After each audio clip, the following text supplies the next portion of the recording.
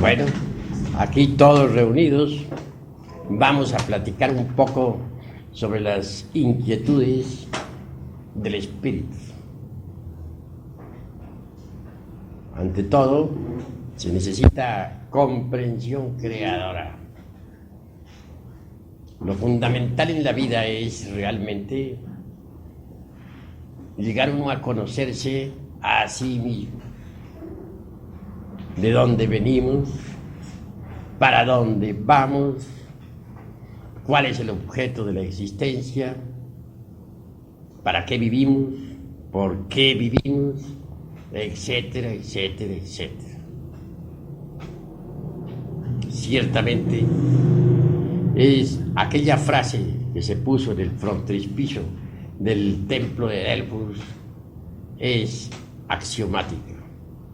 Nócete ipsum, hombre, conócete a ti mismo y conocerás al universo y a los dioses. Conocerse a sí mismo es lo fundamental. Todos creen que se conocen a sí mismos y realmente no se conocen. Así que es necesario llegar al pleno conocimiento de sí mismos. Esto requiere incesante autoobservación. Necesitamos vernos tal cual somos. Desafortunadamente las gentes admiten fácilmente que tienen un cuerpo físico, mas cuesta trabajo que comprendan su propia psicología, que la acepten en forma cruda, real. El cuerpo físico aceptan que lo tienen, que pueden verlo, tocarlo, palparlo, mas la psicología es un poco distinta, un poco diferente. Ciertamente que como no pueden ver su propia psiquis, no pueden tocarla, palparla, pues para ellos es algo vago que no entienden. Cuando alguna persona comienza a observarse a sí misma, es señal inequívoca de que tiene intenciones de cambiar. Cuando alguien se observa a sí mismo, se mira a sí mismo, nos está indicando que se está volviendo diferente a los demás.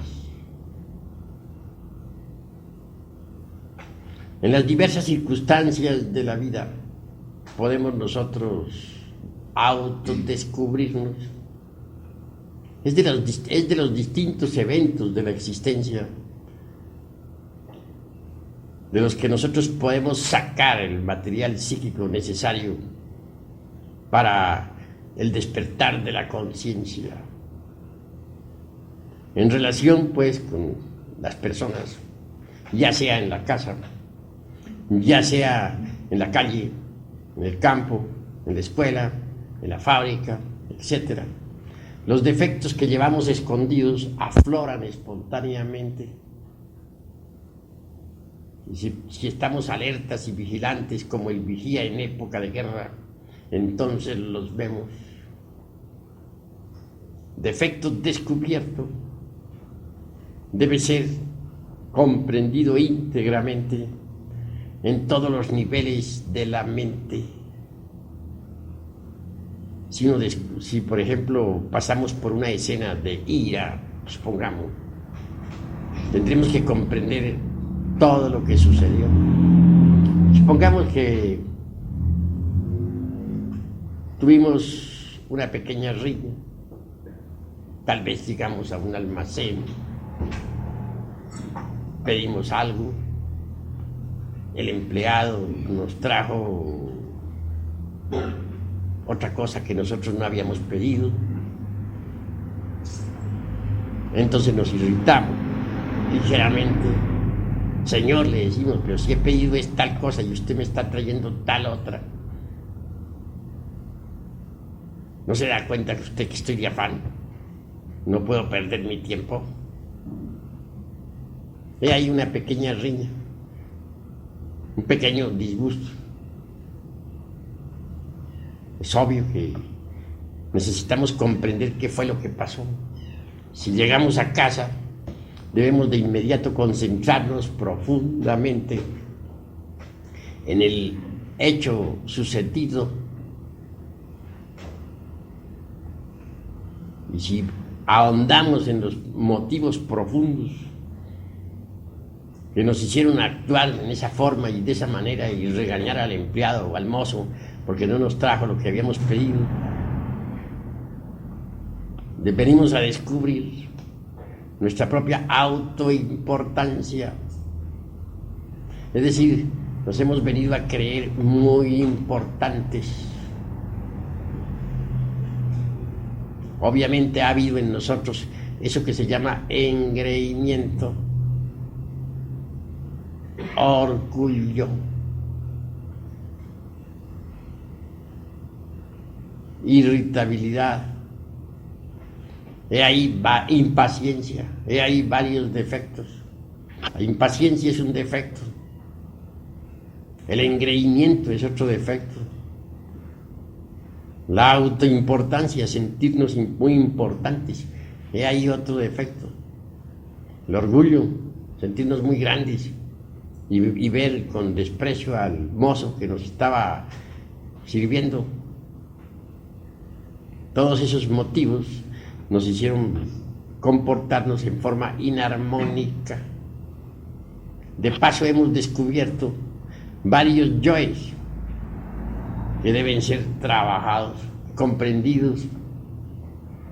Habrá de estudiarse a fondo lo que es el yo del engreimiento. Habrá de comprendérsele totalmente. Habrá de analizársele. Habrá de estudiarse a fondo lo que es el yo del orgullo. Habrá de estudiarse a fondo lo que es el yo de la autoimportancia. Habrá de estudiarse a fondo lo que es el yo de la falta de paciencia, lo que es el yo de la ira, etc. Es un grupo de yoes. Cada uno debe ser comprendido por separado, estudiado, analizado. Tenemos que aceptar que detrás de ese pequeño e insignificante suceso se esconden un grupo de yoes, y que esos naturalmente pues están activos. Hay que estudiarlo a cada uno por separado, porque dentro de cada uno de ellos está embotellada la esencia, es decir, la conciencia. Entonces hay que desintegrarlos, aniquilarlos, reducirlos a polvareda cósmica. Para desintegrarlos tendremos que concentrarnos en la Divina Madre Kundalini, suplicarle, rogarle los reduzca a polvo. Pero primero habrá que comprender un defecto, pongamos la ira, y luego después de haberlo comprendido, entonces rogar a la Divina Madre Kundalini la elimine. Después comprender la impaciencia, suplicarle a ella elimine tal error. Después comprender la autoimportancia. ¿Por qué nos creemos importantes si nosotros no somos más que míseros gusanos del lodo de la tierra? ¿En qué basamos nuestra autoimportancia? ¿En qué la fundamentamos? Realmente no hay un basamento para nuestra autoimportancia, porque nada somos. Cada uno de nosotros no es más que un vil gusano del lodo de la tierra. ¿Qué somos ante el infinito? Ante la galaxia en que vivimos, ante esos millones de mundos que pueblan el espacio sin fin. ¿Por qué sentirnos autoimportantes? Así, analizando cada uno de nuestros defectos, los vamos comprendiendo. Y defecto que vayamos comprendiendo debe ser eliminado con ayuda de la Divina Madre Kundalini. Es obvio que habrá que suplicarle a ella, que habrá que rogarle elimine el defecto que uno vaya comprendiendo. En una escena, pues, forman parte varios yoes. Tengamos otra escena, una de celos, por ejemplo. Incuestionablemente es grave eso. En una escena de celos entran también varios yoes. Y un hombre encuentra de pronto que su mujer está hablando con otro hombre en forma muy quedito, en fin. ¿Qué quiere decir eso? ¿Sentirá celos? Posiblemente que sí. ¿Le formará pelea a la mujer? Es claro. Pero si observamos esa escena, ahí hubo celos, ira, amor propio. Varios yoes, pues. El yo del amor propio se sintió herido. Los celos entraron en actividad. La ira también. Cualquier escena, pues, cualquier acontecimiento, cualquier evento, debe servirnos de base para el autodescubrimiento. En cualquier evento venimos a descubrir que tenemos dentro de nosotros mismos varios yoes. Eso es obvio. Varios yoes. Por todos estos motivos se necesita que nosotros estemos alertas y vigilantes como el vigía en época de guerra. Es indispensable el estado de alerta percepción, alerta novedad. Si no procedemos en esa forma, la conciencia continuará metida dentro de los agregados psíquicos que en nuestro interior cargamos y no despertaría jamás. Tenemos que comprender que estamos dormidos. Si la gente estuviera despierta, podría ver, tocar y palpar las grandes realidades de los mundos superiores. Si las gentes estuvieran despiertas, recordarían sus vidas pasadas. Si las gentes estuvieran despiertas, verían la tierra tal como es. Actualmente no están viendo la tierra tal como es. Las gentes de la Lemuria veían el mundo como es. Sabían que el mundo tiene 9 dimensiones por todo. Diríamos 7 fundamentales. Y veían al mundo pues en forma multidimensional. En el fuego percibían las salamandras o criaturas del fuego. En las aguas percibían a las criaturas acuáticas, a las ondinas, a las nereidas. En el aire eran claros para ellos los silfos. Y dentro del elemento tierra veían a los gnomos. Cuando levantaban los ojos hacia el infinito, podían percibir a otras humanidades planetarias. Los planetas del espacio eran visibles para los antiguos en forma distinta, pues veían el aura de los planetas y también podían percibir a los genios planetarios. Pero cuando la conciencia humana quedó enfrascada entre todos esos yoes o agregados psíquicos que constituyen el mí mismo, el yo mismo, el ego, entonces la conciencia se durmió. Ahora se procesa en virtud de su propio embotellamiento. En tiempos de la Lemuria, cualquier persona podía ver por lo menos la mitad de un holtapannas. Un holtapannas equivale a 5,5 millones de tonalidades del color. Cuando la conciencia que se quedó metida entre el ego, los sentidos degeneraron.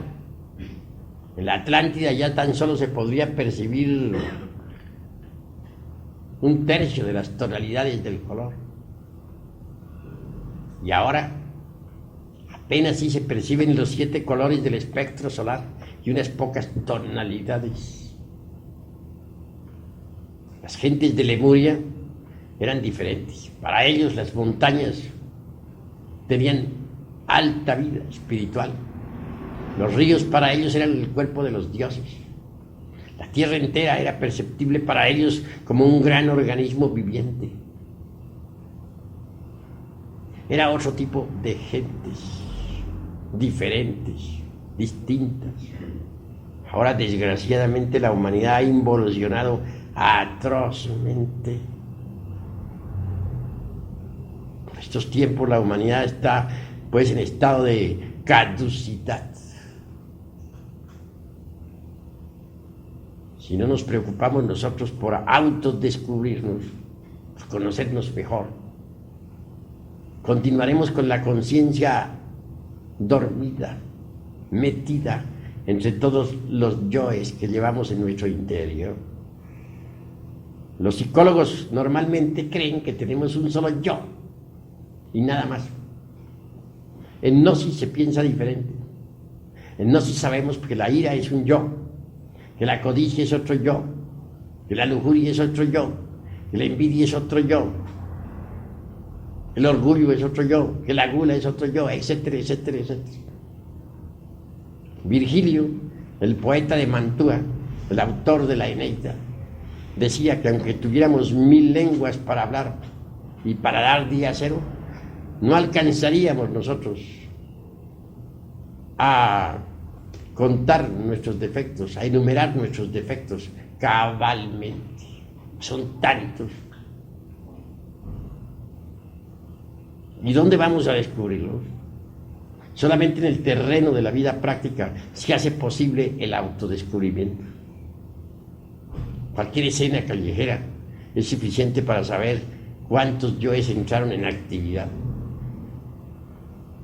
Cualquier yo que entre en acción, hay necesidad de trabajarlo para comprenderlo y desintegrarlo. Solo por ese camino se hace posible liberar la conciencia. Solo por ese camino se hace posible el despertar.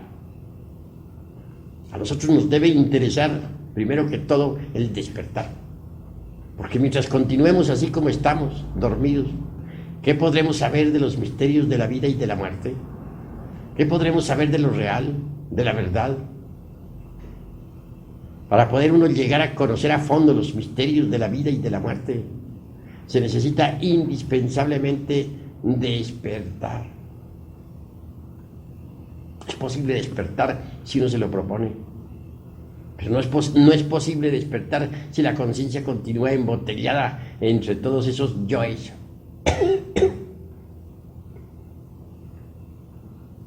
Vivimos dentro de un mecanismo bastante complicado. La vida se ha vuelto profundamente mecanicista en un 100%. La ley de recurrencia es terrible. Todo se repite. La vida podríamos compararla a una rueda que está girando incesantemente sobre sí misma.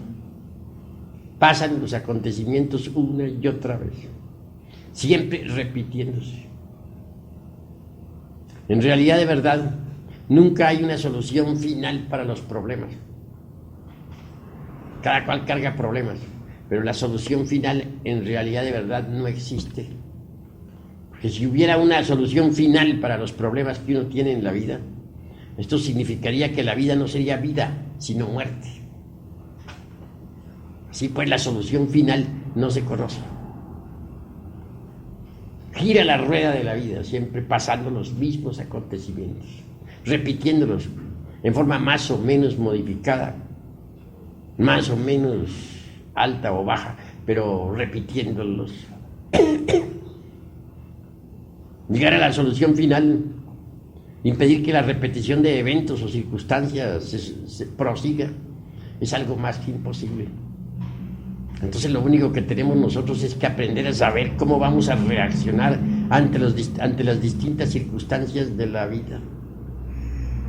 Si siempre reaccionamos de la misma forma, si siempre reaccionamos con violencia, si siempre reaccionamos con lujuria, Si siempre reaccionamos con codicia ante los hechos diversos que se repiten una y otra vez en cada existencia humana, pues no cambiaríamos nunca. Porque los acontecimientos que ustedes están viviendo actualmente ya los vivieron en la pasada existencia. Esto significa que, por ejemplo, si ahora están ustedes sentados escuchándome, en la pasada existencia también estuvieron sentados escuchándome. No sea aquí mismo, en esta casa, pero sí en cualquier lugar de la ciudad. Así también, en la antepasada estuvieron sentados escuchándome. En la trasantepasada estuvieron también sentados escuchándome y yo estuve hablándole a ustedes. Es decir, siempre esta rueda de la vida está girando y los acontecimientos van pasando. Siempre son los mismos. Así pues, es imposible impedir que los acontecimientos dejen de repetirse. Lo único que podemos hacer es cambiar nuestra actitud hacia los acontecimientos de la vida. Si nosotros aprendemos a no reaccionar ante ningún impacto proveniente del mundo exterior, si aprendemos a ser serenos, impasibles, entonces sucederá que podremos evadir o podremos evitar que los acontecimientos produzcan en nosotros los mismos resultados. Supongamos que, vamos a ver, por ejemplo, en una pasada existencia, por ejemplo, estuve platicando aquí con tu hermano gnóstico, el doctor, ¿cómo es tu nombre? Humberto Díaz. Humberto Díaz, sobre un acontecimiento que cité en mi libro titulado El misterio del áureo florecer. Hablábamos de aquella existencia en la cual me llamé yo Juan Conrado, tercer gran señor de la provincia de Granada, en la antigua España, la época de la Inquisición, cuando el inquisidor Torquemada hacía desastres en toda Europa, quemaba viva a la gente en la hoguera. Ciertamente había yo llegado a él con el propósito de pedir una amonestación cristiana para alguien. Tratábase de un conde que me sahería constantemente con sus palabras, que hacía mofa de mí, etc. En aquella época andaba yo de bodhisattva caído, y por cierto que no era una mansa oveja. El ego estaba bien revivo, pero quería evitar un nuevo duelo, no por temor, sino porque ya estaba cansado de tantos duelos, pues tenía fama de ser un gran espadachín. Claro, me llegué muy temprano ante la puerta del Palacio de la Inquisición. Un fraile ahí, monje azul, estaba a la puerta. Me dice: qué milagro de verle a usted, señor Marqués, por aquí. Muchas gracias, le dije, su reverencia.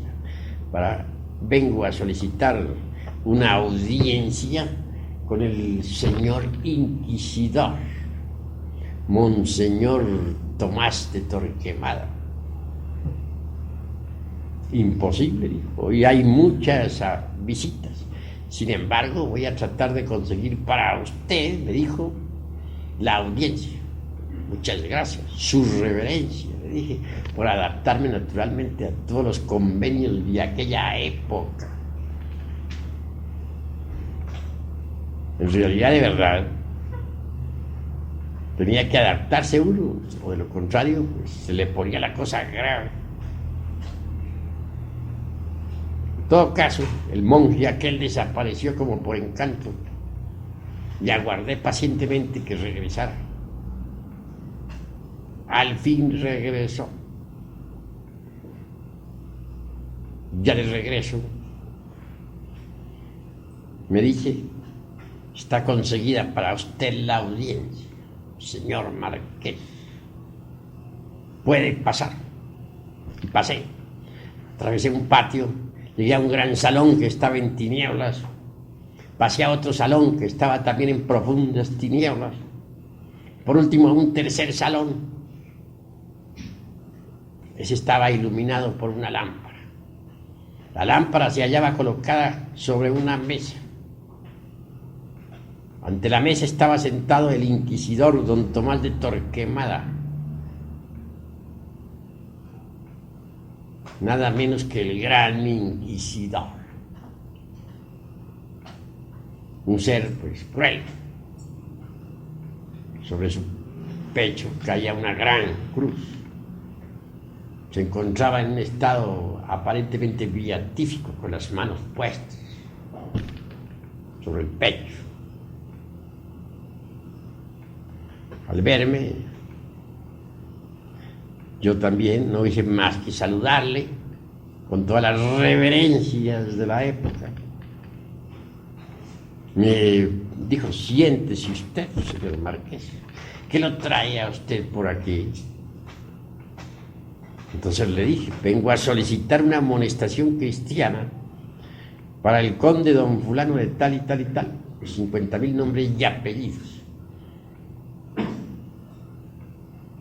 que lanza sus sátiras contra mí, mofas, burlas, y no tengo ganas de otro duelo más.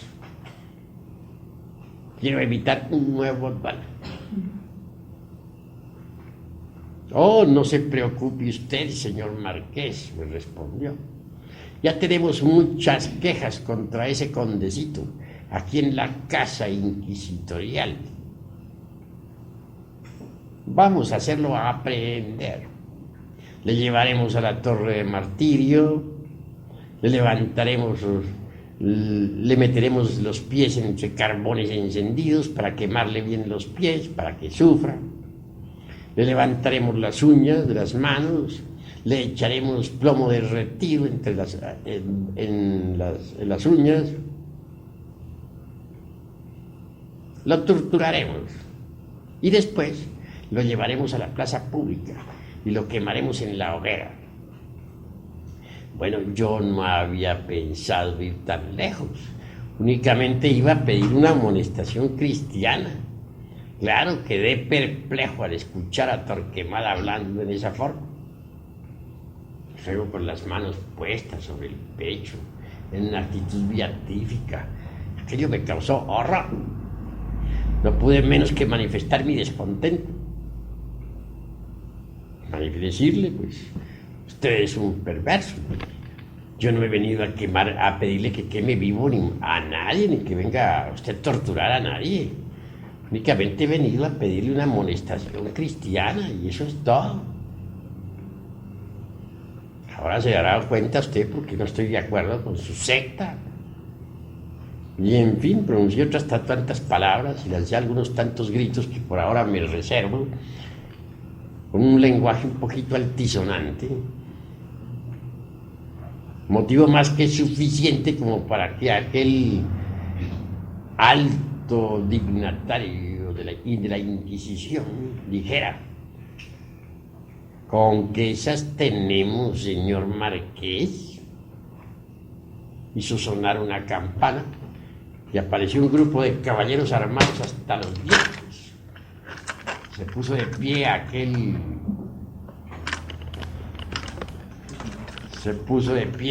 caballero del santo oficio. Se levantó airoso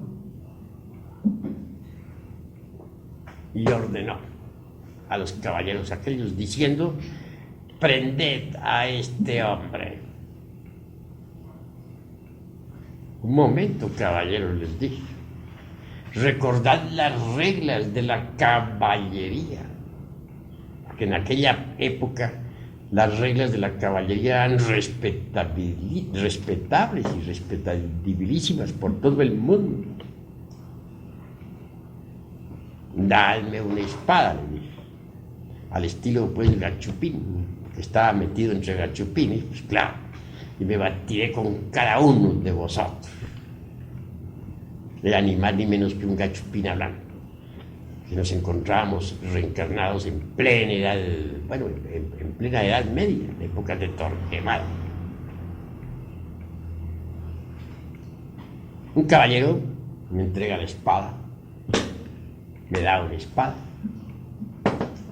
yo la recibo, luego da un paso hacia atrás y me dice, ¡en guardia!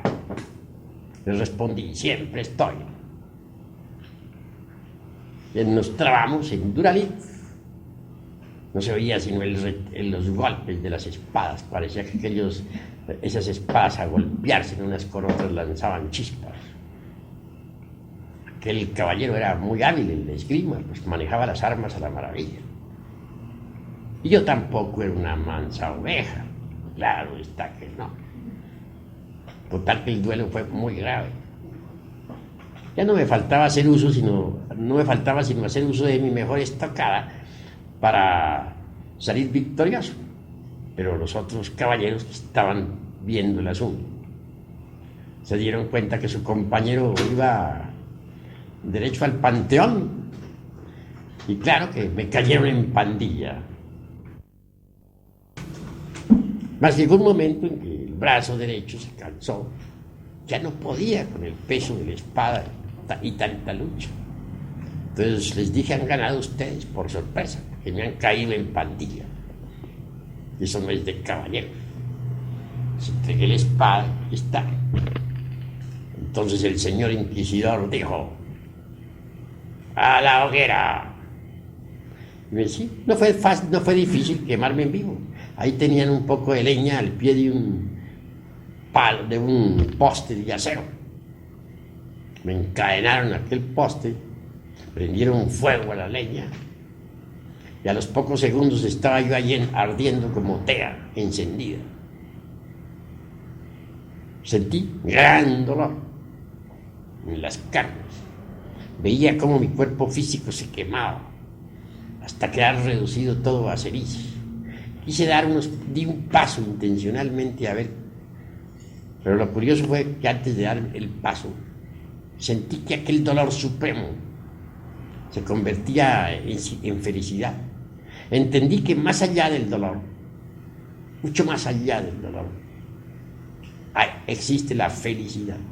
Que el dolor humano, por muy grave que sea, tiene un límite. Una lluvia bienhechora comenzó a caer sobre mi cabeza y sentí que me aliviaba. Di un paso y vi que podía dar otro. Total, salí de aquel palacio caminando despacito. Y era que ya había desencarnado, que el cuerpo físico pereció pues en la hoguera de la Inquisición. Hoy, por ejemplo, al repetirse un evento de esos en mi vida, estoy seguro que ya no iría a una hoguera, ni a un paredón, ni algo por el estilo. ¿Por qué? Porque hoy, al no tener ya esos yoes de la ira, de la impaciencia, escucharía al inquisidor serenamente, impasible. Comprendería el estado en que se encuentra, guardaría un silencio total, ninguna reacción saldría de mí. Como resultado, pues no pasaría nada. Eso es claro. Podría salir tranquilo, sin problema. De manera que los problemas en realidad de verdad los forma el ego. Si en aquella ocasión no hubiera yo reaccionado en esa forma, contra el santo oficio, como así le llamaban, contra la Inquisición, contra el monje azul, etcétera, etcétera, etcétera, pues es obvio que no habría desencarnado en esa forma. Esto no significa cobardía, sino sencillamente habría permanecido sereno, impasible. Luego habría dado la espalda y me habría retirado, sin problema. Solo quedaría un punto en discusión. El condecito aquel habría sido aprehendido, quemado vivo en la hoguera, ¿no? Y se me podría echar la culpa a mí. No. Habría tenido el valor de ir a informarle eso al conde. Aunque aquel conde se hubiera llenado de tremenda ira contra mí. Y le habría salvado su existencia. Tal vez hasta el hombre hubiera quedado agradecido. Es decir, las circunstancias fatales no habrían sucedido si el ego hubiera sido desintegrado. Desgraciadamente tenía un ego muy desarrollado. Y esos son los problemas que se forma el ego. Cuando uno no tiene ego, esos problemas no se suceden. Puede que las circunstancias se repitan, pero ya no sucede, ya no vienen esos problemas.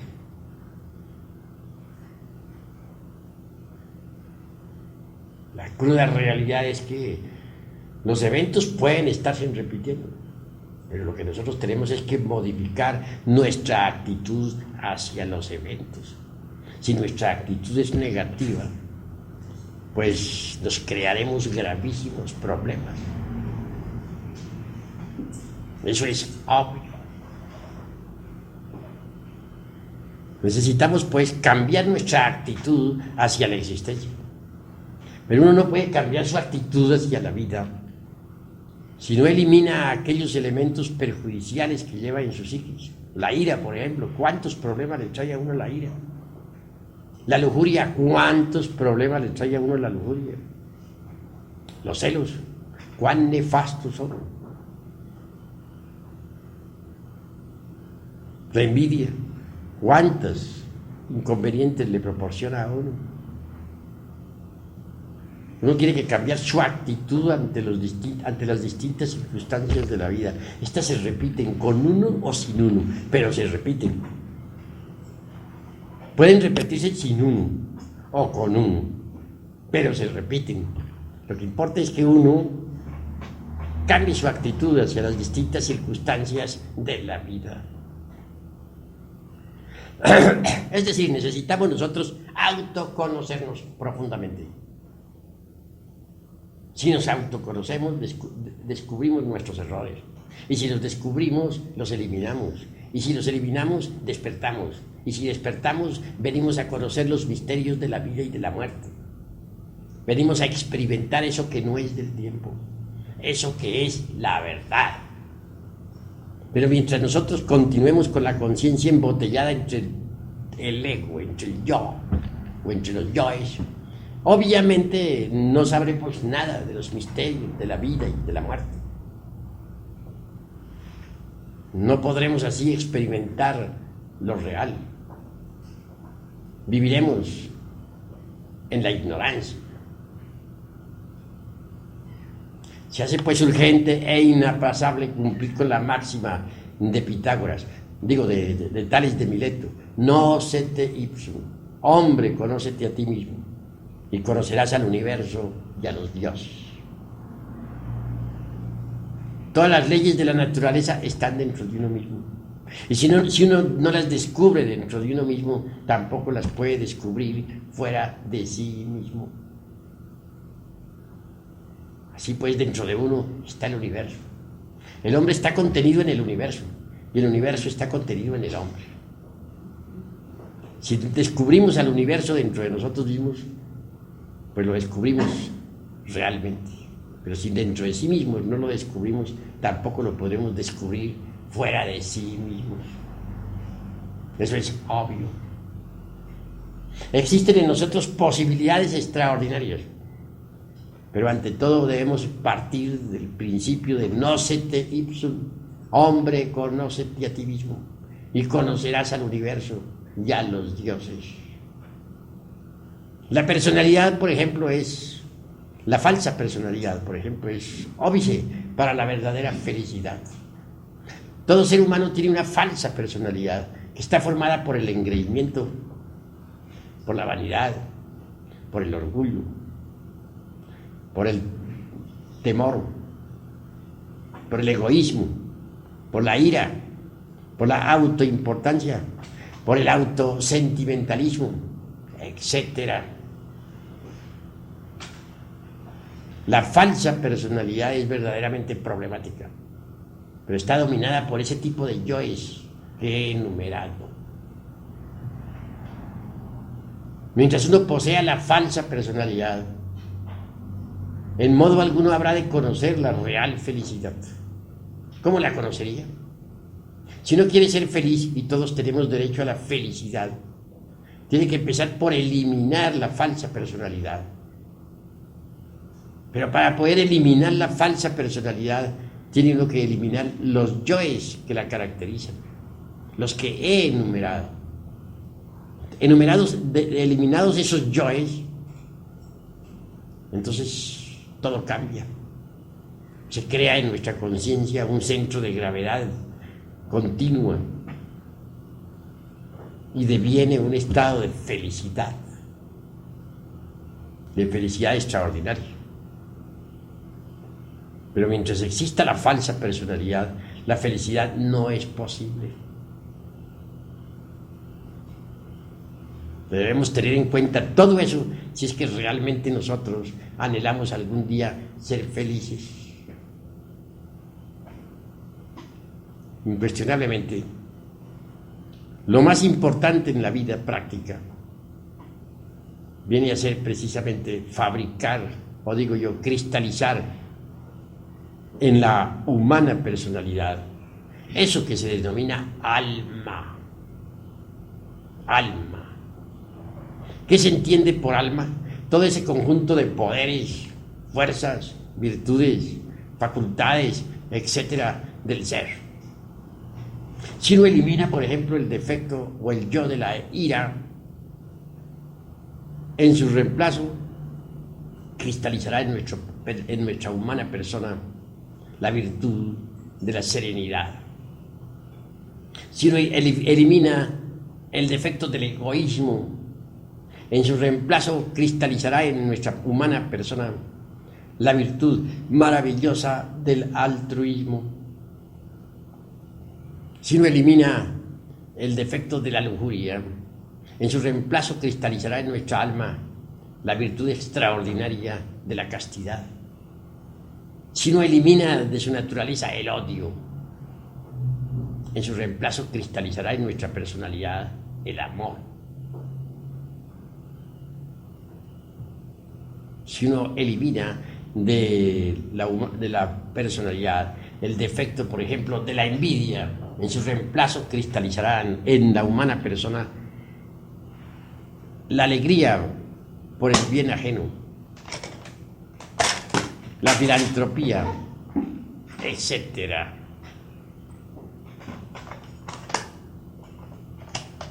Así que es necesario comprender que hay necesidad de eliminar los elementos indeseables de nuestra psiquis para cristalizar en nuestra humana persona eso que se llama alma, un conjunto de fuerzas, de atributos, de virtudes, de poderes cósmicos, etc. Sin embargo, he de decir que no todo es intelecto. El intelecto es útil cuando está al servicio del espíritu, pero no todo es intelecto. Incuestionablemente debemos pasar por grandes crisis emocionales si es que queremos nosotros cristalizar alma en sí mismos. Si el agua no hierve a 100 grados, no cristaliza lo que hay que cristalizar y no se elimina lo que se debe eliminar. Así también, si no pasamos previamente por graves crisis emocionales, pues no cristalizará en nosotros eso que se llama alma. No se eliminará en nosotros eso que se debe eliminar. Pues así es, así ha sido siempre. Cuando el alma cristaliza completamente en uno, hasta el mismo cuerpo físico se convierte en alma. Jesús de Nazaret, el gran Kabir, habló claro sobre eso. Dijo: en paciencia poseeréis vuestras almas.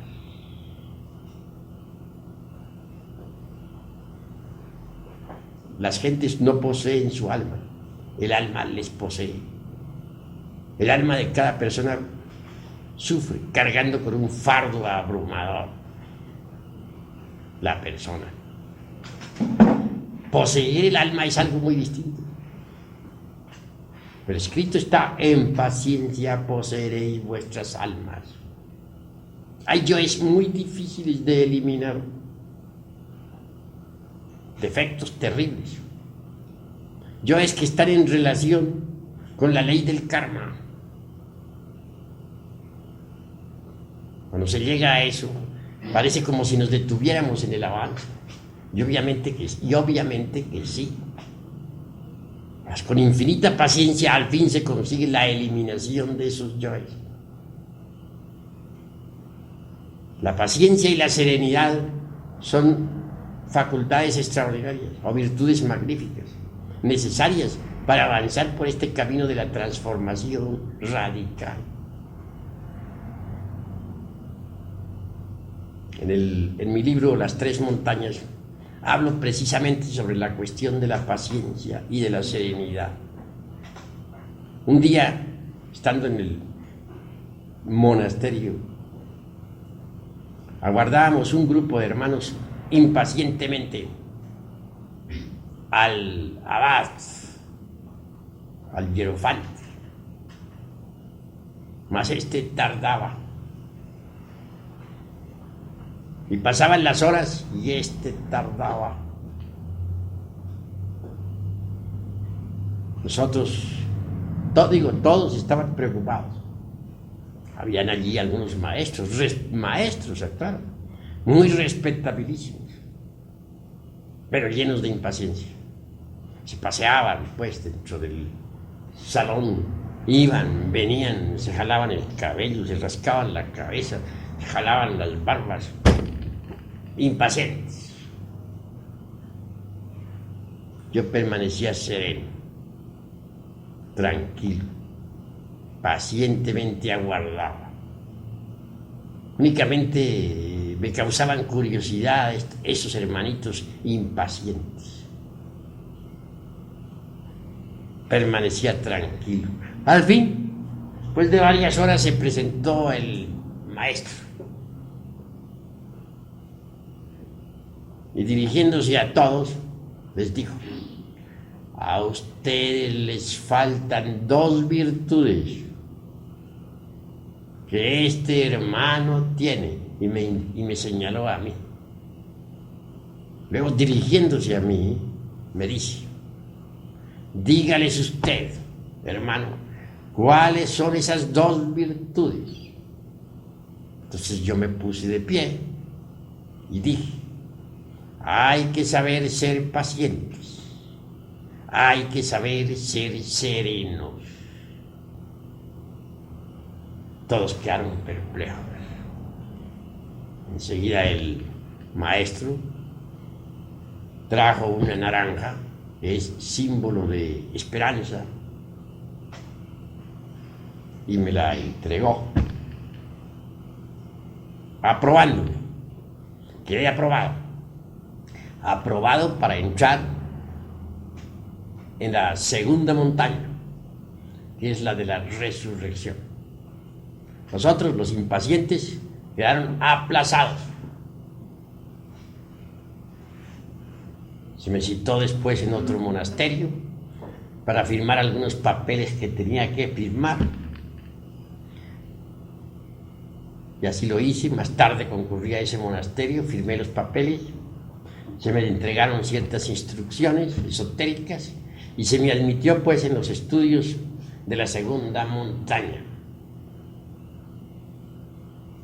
Y aquellos compañeros, a estas horas, todavía están luchando por lograr la paciencia y la serenidad, pues no la tienen. Vean ustedes lo importante que es ser pacientes, ser serenos. Así cuando uno está trabajando en la disolución de un yo y por nada de la vida consigue disolverlo porque se ha vuelto muy difícil, porque hay yoes así, se relacionan con el karma, no le queda a uno más remedio que multiplicar la paciencia y la serenidad hasta triunfar. Pero muchos son impacientes, quieren eliminar tal o cual yo ya de inmediato, sin pagar el precio correspondiente. Y eso es absurdo.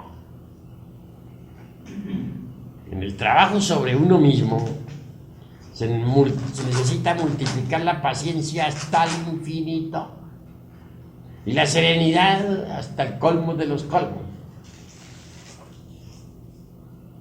Quien no sabe tener paciencia, quien no sabe ser sereno, fracasa en el camino esotérico. Obsérvense ustedes en la vida práctica. ¿Son impacientes? Obsérvense. ¿Saben permanecer serenos en el momento preciso?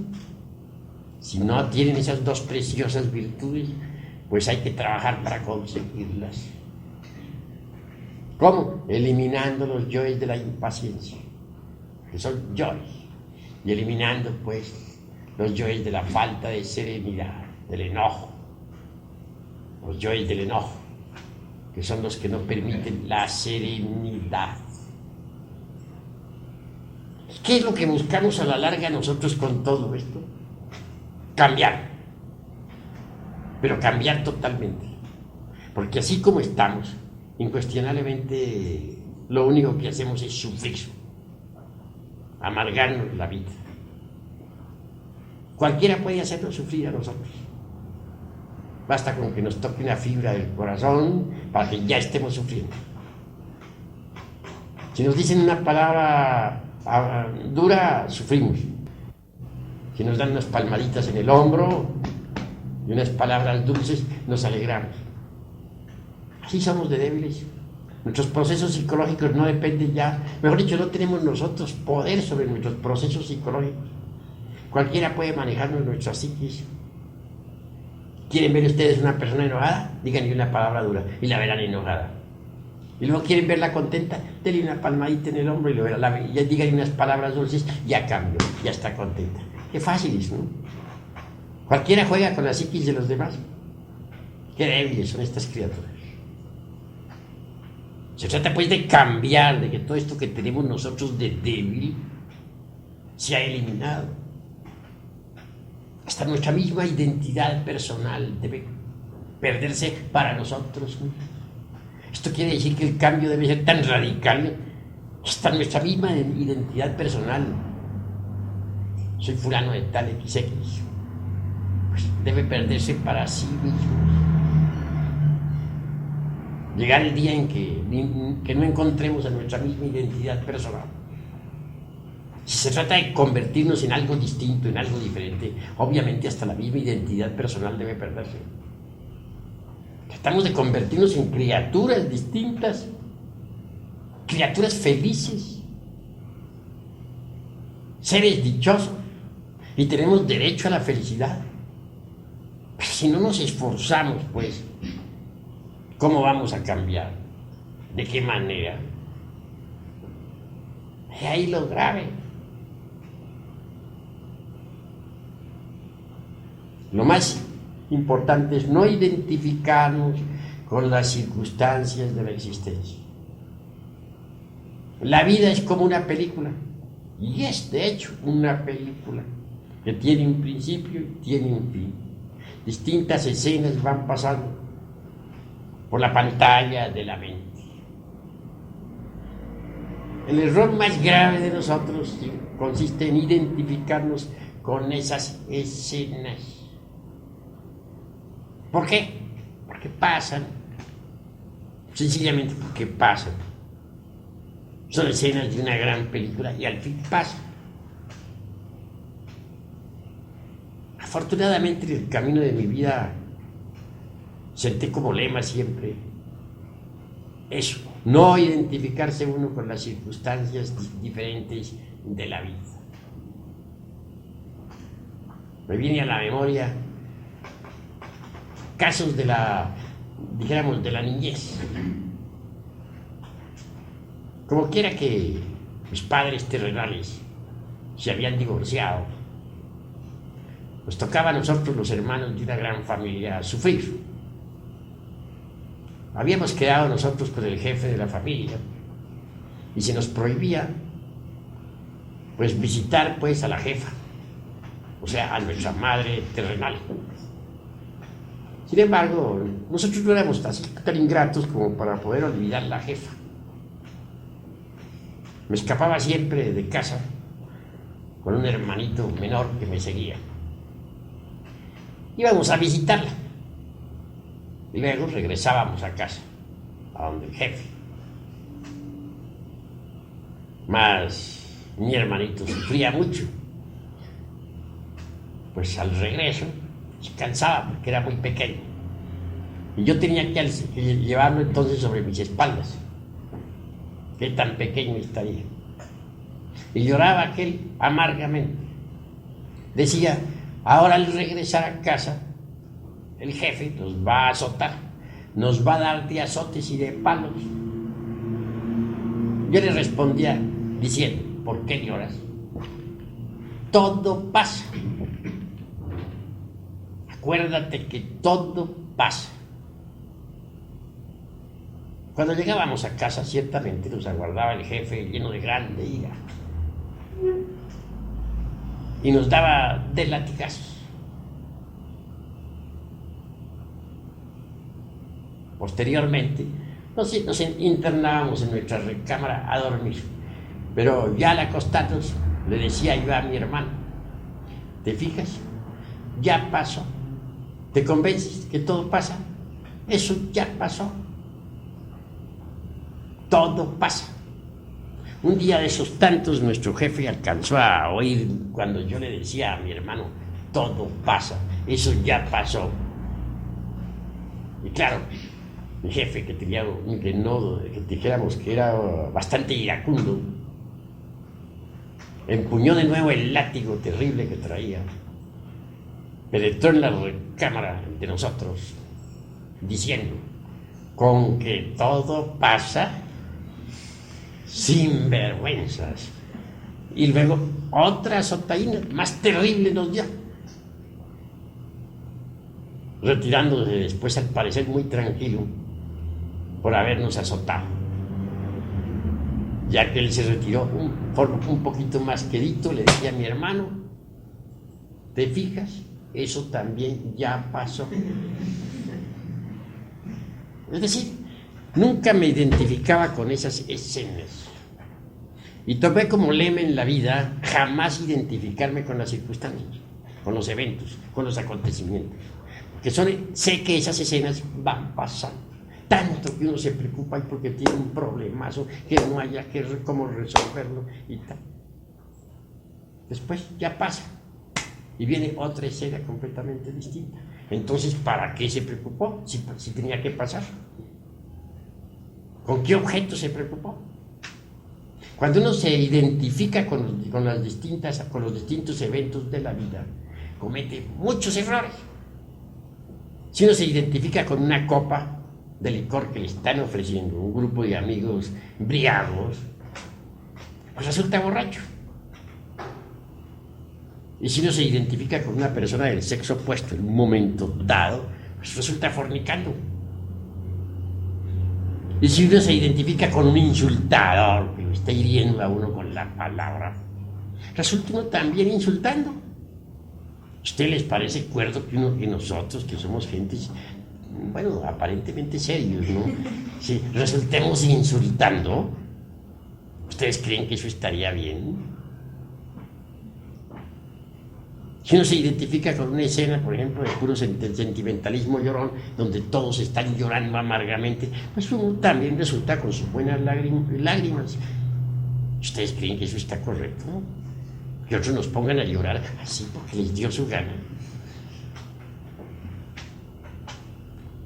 Esto que estoy diciéndoles a ustedes es indispensable. Si es que ustedes quieren autodescubrirse.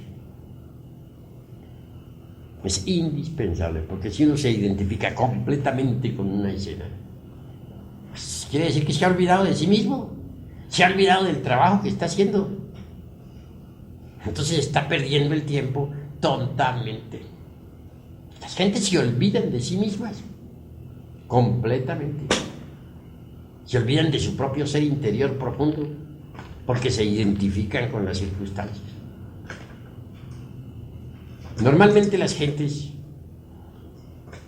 andan dormidas por eso. Están identificadas con las circunstancias que les rodean. Y cada cual tiene su cancioncita psicológica, como decía por ahí en mi libro Psicología Revolucionaria. De pronto encuentra uno a alguien que le dice: yo tuve que en la vida hacer esto y esto y esto, me robaron, pero fui un hombre rico, tuve dinero, me estafaron, fulano de tal fue el malvado que me estafó y tal. Su canción psicológica. 10 años encuentra uno a ese mismo sujeto y vuelve a contarle su misma canción. 20 años se le encuentra y vuelve a narrarle su misma canción. Esa es su canción psicológica. Quedó identificado con ese evento para el resto de su vida. En esas circunstancias, ¿cómo va a disolver uno el ego?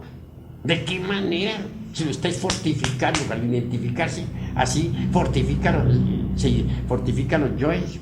Si uno se identifica con una trifulca, resulta uno también dando puñetazos. Me viene a la memoria el caso por ahí de un boxeo, un campeón peleando contra otro en Estados Unidos, y al final todos los espectadores terminaron dándose golpes unos con otros, perfectamente locos, todos dándose de puñetazos unos contra otros, todos resultaron boxeadores. Observen ustedes lo que es la identificación. He visto de pronto a una dama viendo una película donde los actores lloran, bueno, lloro fingido, claro está, ¿no? Pero aquella dama que está contemplando la película resulta llorando también, terriblemente, en un estado de angustia espantosa. Vean ustedes lo que es la identificación. ¿Qué ha hecho esa pobre mujer que se ha identificado con esa película? Pues ha creado al héroe de la película, o a la heroína, un nuevo yo que ha creado dentro de sí misma. Ese nuevo yo se ha robado parte de su conciencia. De manera que ahora esa persona, si estaba dormida, ahora sigue más dormida. ¿Por qué? Por la identificación. En cierta ocasión se me ocurrió ir a un cine, hace muchísimos años. La película pues estaba muy romántica, allí aparecían un par de enamorados que se querían, que se adoraban, que no sé qué. Bueno, y yo muy interesado en ver al par de enamorados, esas poses, esas palabras, qué miradas, qué cosas. Yo encantado mirándolas. Al fin terminó la tal película esa y muy tranquilo me fui para la casa. Ya estando en casa, sentí sueño y me acosté. Entonces esa noche fui a dar al mundo de la mente. Allí me encontré una mujer como aquella que yo había admirado en la película. Estaba hasta guapita. Y estaba frente a mí la tal mujer. Me senté con ella en una mesa ahí, a tomar algunos refrescos, muy contento. Vinieron las dulces palabras, muy semejantes a las de la película, por cierto. Conclusión, bueno, no llegué hasta la cópula química ni nada por el estilo, pero no faltaron los besos, los abrazos, las caricias, las ternuras y 50.000 cosas por el estilo. Les estoy narrando de una historia sucedida hace 20 años, no es ahora, porque ahora ya no voy a cine. Pero en aquella época sí, iba a algún cine. Me parecía que era una diversión sana, así creía yo. Conclusión, la escena no estaba muy buena, un poquito erótica. De pronto cambió el panorama y descendí del mundo de la mente al mundo astral. Son dos mundos diferentes. Ya al llegar al mundo astral me encontré dentro de un gran templo y pude verificar que un maestro me había estado analizando. Claro, en mi interior me dije, metí la pata. Me retiré a unos pocos pasos a guardar a ver qué sucedía. Y de pronto el maestro aquel me envía un papel con el guardián del templo. El guardián me lo entregó. Leí el papel, decía, retírese usted inmediatamente de este templo, pero con INRI. Con INRI es conservando el fuego, puesto que no había propiamente fornicado, no pasaba de las ternuras. Bueno, total que entonces dije yo, bueno, ni modo, esto está grave. Muy despacio salí, avancé por la nave, por el corredor de la nave central, y antes de salir fuera del templo, en un reclinatorio, me arrodillé humildemente, pidiendo pues compasión, ¿no? Que tuviera un poquito de piedad por mi insignificante persona, que sí había estado metiendo la pata, pero que ni modo, en fin, ¿no? Conclusión, así estaba yo en mi plegaria y oración, cuando de pronto viene el guardián nuevamente hacia mí y me dice, señor, se le ha ordenado a usted que se retire. Y hay forma más severa. Ni modo, dije. Pero era que quería hablar yo con el maestro, le dije. Claro, ir a exponerle mis razones, ¿no? Entonces, me respondió, el maestro está ahora ocupado. Está examinando otras efigies del mundo mental. Entonces ahí fue donde vine a darme cuenta que yo ya estaba ahora con una efigie mental creada por mí mismo. La había creado en pleno cine. Y esa efigie había tomado vida propia en el mundo mental. Era una mujer exactamente igual a la actriz que había visto en la película.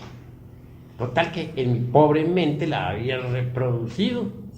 Y ahora en el mundo de la mente me había encontrado cara a cara con tal efigie creada por mí mismo.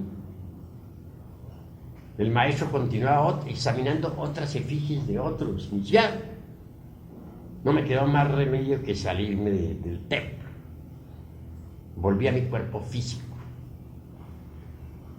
La otra noche, durante todo el día siguiente estuve muy triste, lamentando haber ido a cine. Qué metida de pata, dije, no he debido haber ido. Vea lo que fui yo a crear, una efigie mental. Es decir, estuve muy amargado. Aguardaba así que llegara la noche a ver qué quedábamos. Pedí perdón 50.000 millones de veces al Cristo íntimo, porque dije, él es el único que podrá perdonarme de ese metidón de pata.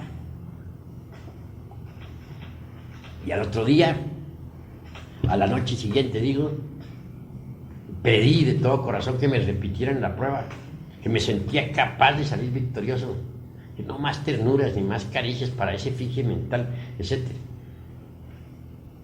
Y ciertamente me concedieron la repetición de la prueba. Me llevaron en cuerpo mental al mismo lugar, a la misma mesa.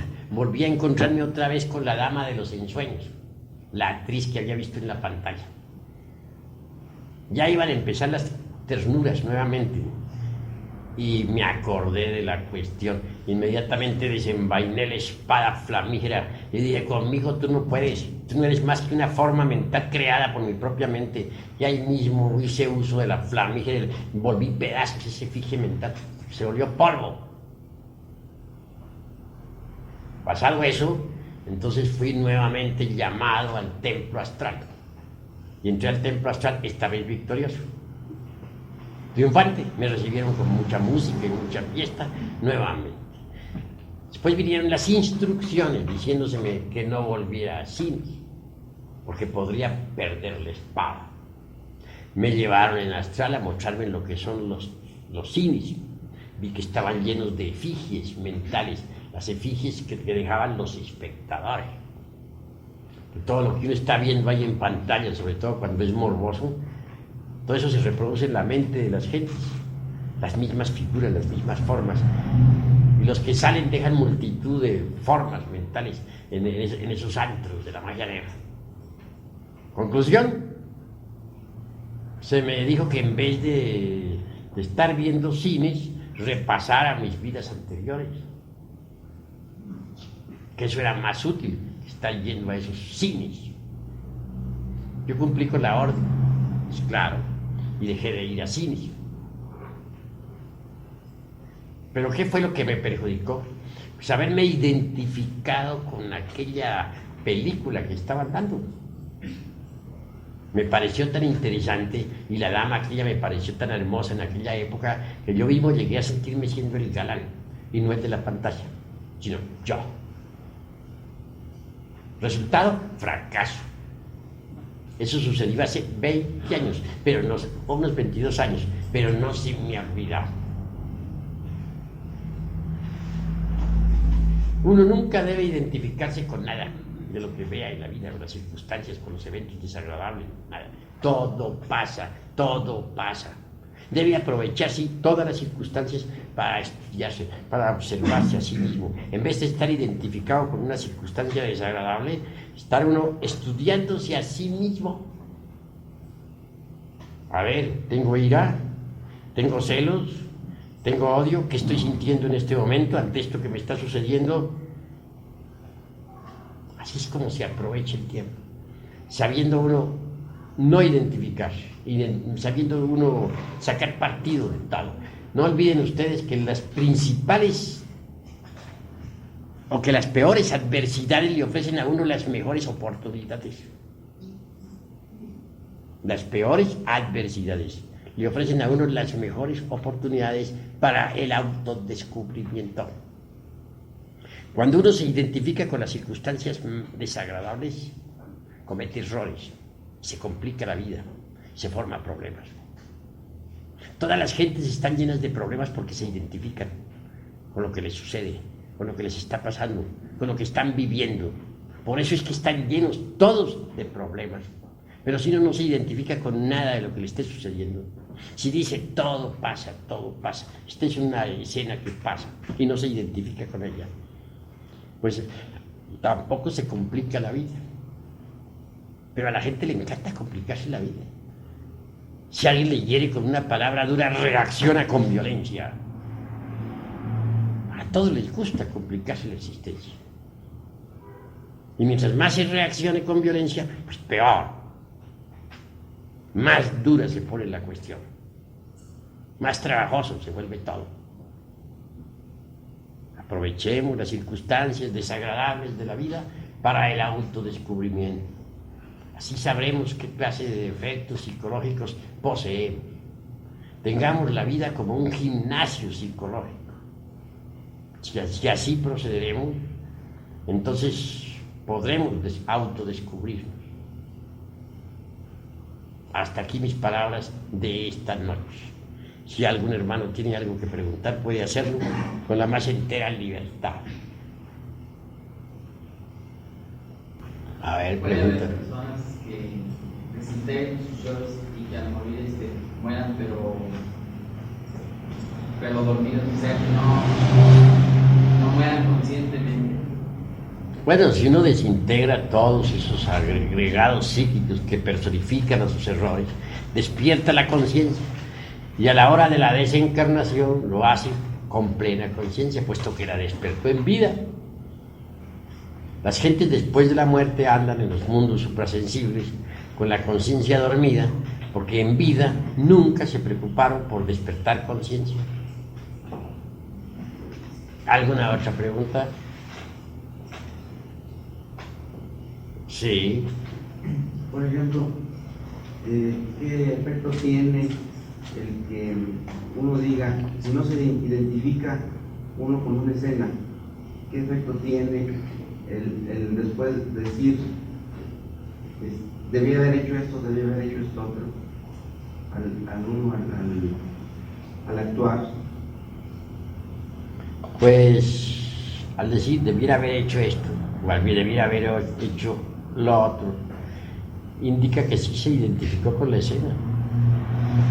Que cuando uno no se identifica con esa escena, la mente queda quieta, tranquila y en silencio, como si nada hubiera sucedido. Eso es todo. ¿Alguna otra pregunta? Sí.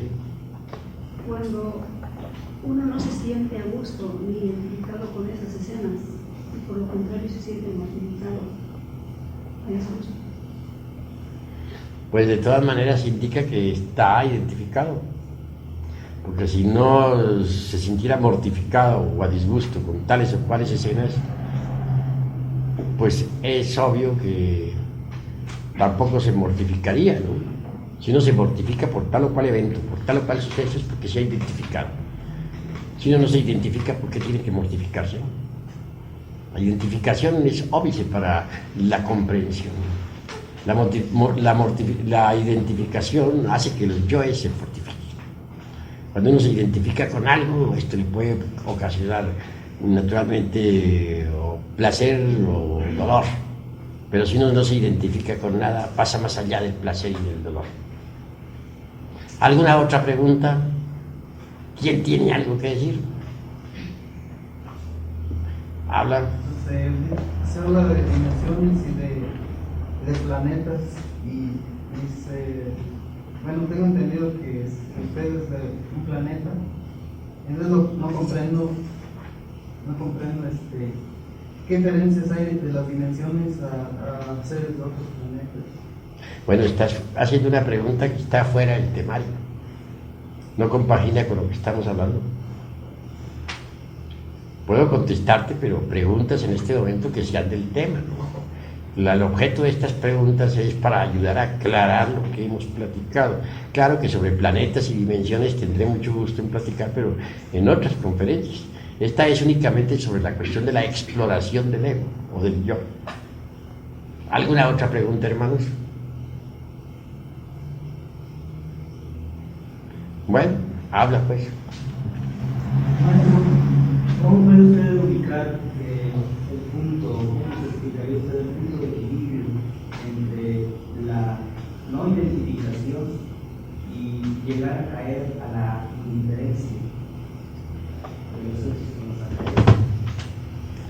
Pues sencillamente, Es decir, ¿cómo se puede llegar a una seguridad interna? ¿A qué se genera en aquel momento pues, importante, clave de la vida de uno?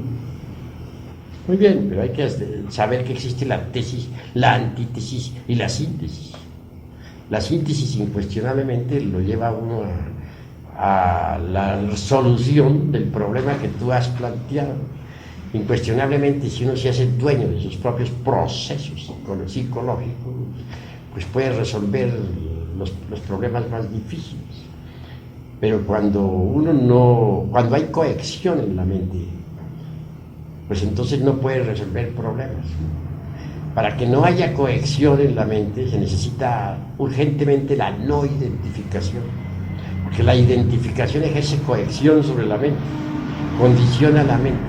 En este caso la mente condicionada por el suceso únicamente actúa en función de reacción. Cuando se actúa en función de reacción no se es dueño de los procesos psicológicos. Al no identificarse, entonces sí se es dueño de los propios procesos psicológicos. En este caso puede uno no caer en la indiferencia y resolver sin conciencia lo que tiene que resolver. Sí. Pero hasta qué punto puede ser uno autoengañado, o sea, también uno se autoengaña, ¿no? ¿Hasta qué punto sería un límite, ¿no? O algo así, que alguna señal que le dijera a uno, por ejemplo, uno diga, no, yo ya eliminé tal yo, pero que esté uno mismo autoengañando? Pues las formas de autoengaño existen en tanto el ego existe. Que hay que eliminar las formas de autoengaño es un hecho. Pero no es posible eliminarlas si uno no se autoexplora, si uno no se autoobserva. Solo mediante la autoobservación psicológica sincera y real puede uno en realidad evitar toda forma de autoengaño. El sentido de la autoobservación psicológica se va desarrollando poco a poco, a medida que se vaya usando. Órgano que no se usa, se atrofia. Si no usamos ese órgano, continuará atrofiado. Mas si lo usamos, llegará el momento en que podremos por sí mismos ver nuestros propios agregados psíquicos en forma directa. Ya no únicamente por asociación intelectual, sino por percepción directa de lo real. Cuando eso sea, cualquier posibilidad de autoengaño quedará de hecho descartada. ¿Alguna otra pregunta? Sí. Entonces, para quitarse los yoes, hay que estar alertas conscientemente contra eso, contra los yoes. Para eliminar los yoes, lo primero que tiene uno que hacer es autodescubrirlos. Si uno no descubre un yo determinado, o un yo cualquiera, en un momento dado, ¿cómo podría entonces eliminarlo?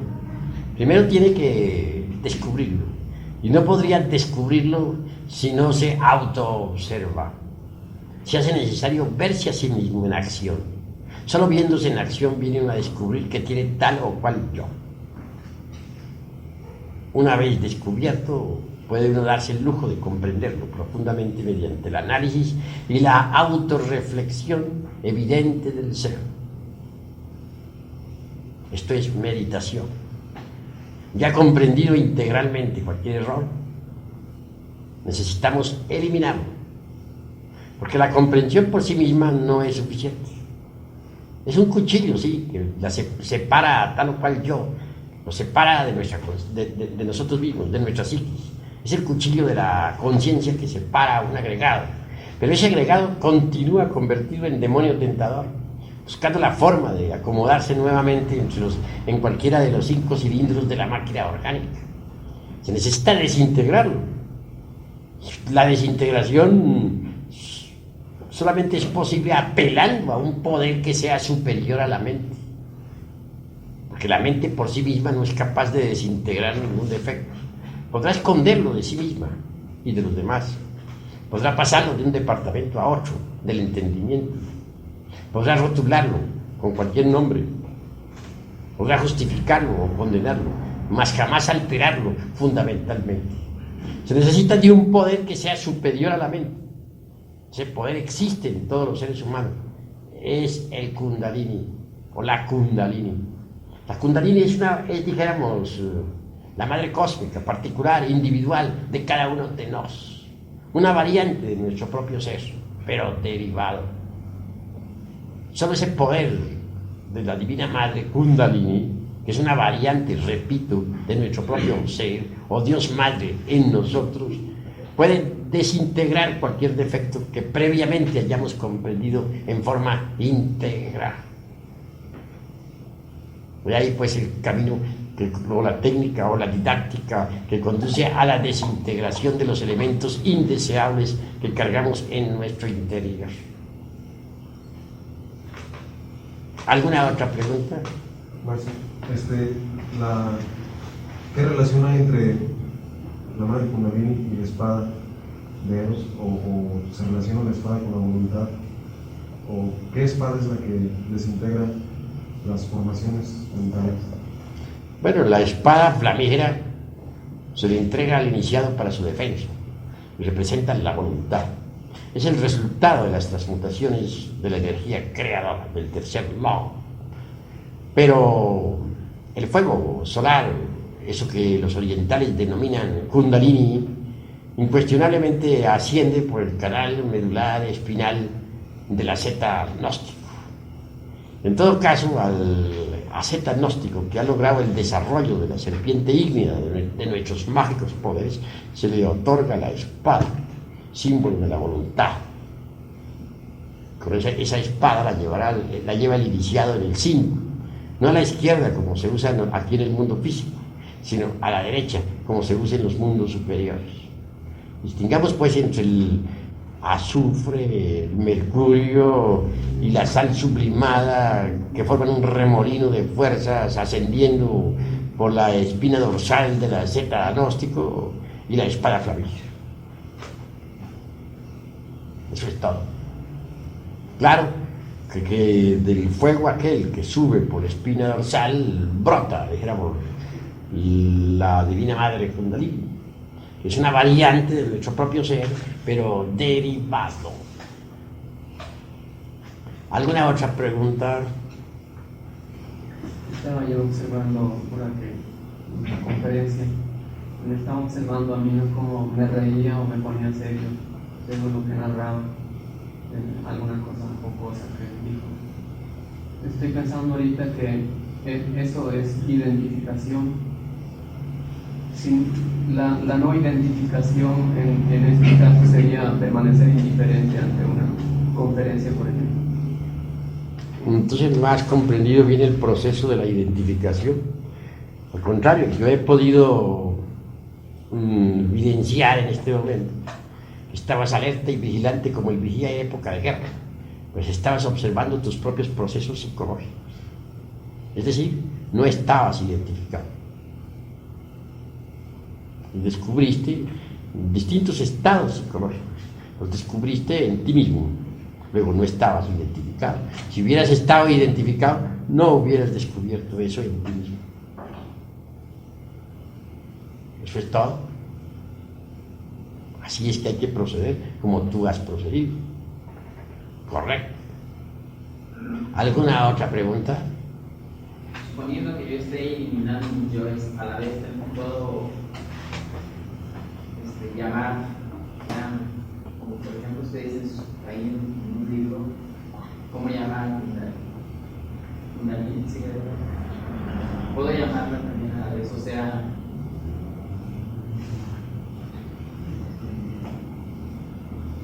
bueno, se puede invocar a la Divina Madre Kundalini, se puede llamar cuando uno ya está dispuesto a eliminar, pero antes de eliminar hay que comprender aquello que va a eliminar.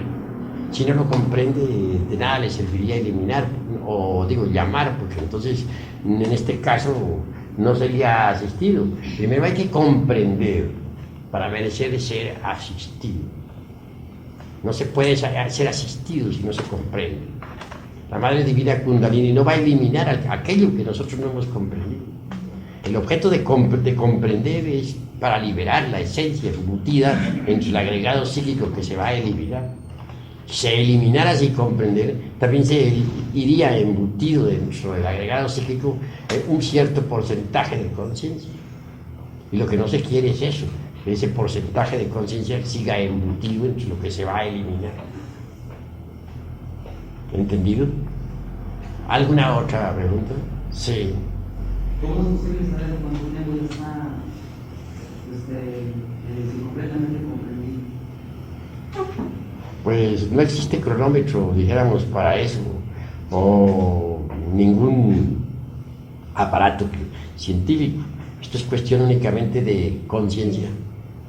Solo la conciencia puede saber, nada más que la conciencia. Actualmente no existe pues ningún aparato que pueda medir eso. Lo sabe la conciencia, porque ni la misma mente puede saberlo. Solo la conciencia lo puede saber. Nada más. Si la conciencia verdaderamente lo ha comprendido, pues lo ha comprendido. Y eso es todo. ¿Alguna otra pregunta? Sí. Maestro, por ejemplo, si a través de la conferencia uno ha entendido que hay un mensaje en especial para uno, ¿eso es estar identificado o estar consciente del mensaje?